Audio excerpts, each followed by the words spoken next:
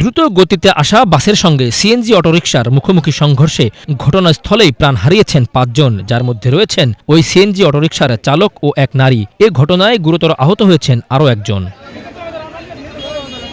রবিবার বেলা 11:30টার দিকে শেরপুর শহর থেকে প্রায় ৫ কিলোমিটার দূরে শেরপুর ঢাকা আঞ্চলিক মহাসড়কের ভাতছালা জোড়া পাম্প এলাকায় মর্মান্তিক এ দুর্ঘটনা ঘটে। প্রত্যক্ষদর্শী ও পুলিশ জানায়, শেরপুরগামী অটোরিকশা ও ঢাকাগামী বাস রিফাত পরিবহন মুখোমুখি সংঘর্ষ হয়। এতে সিএনজি অটোরিকশাটি দুমড়ে মুচড়ে যায়। চালকসহ ঘটনাস্থলেই ৫ জন মারা যান। স্থানীয়রা দ্রুত গুরুতর আহত অপরজনকে উদ্ধার করে শেরপুর জেলা সদর হাসপাতালে নিয়ে যায়। শেরপুর সদর থানার ওসি জুবাইদুল আলম বিষয়টি নিশ্চিত করেছেন।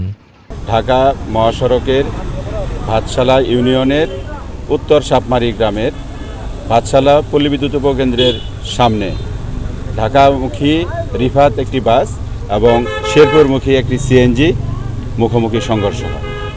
উক্ত সংঘর্ষে সিএনজি যাত্রী ৫ জন ঘটনাস্থলে মৃত্যুবরণ করে। এর মধ্যে 2 জন মহিলা, 3 জন পুরুষ। লাশ মর্গে প্রেরণ করা হয়েছে। বাস আটক আছে। রাস্তা যানবাহন উভয়মুখী চলাচল স্বাভাবিক। আইনগত ব্যবস্থা প্রক্রিয়াধীন। তবে এ প্রতিবেদন তৈরি পর্যন্ত নিহতদের নাম পরিচয় জানা সম্ভব হয়নি। Banglavision news desk.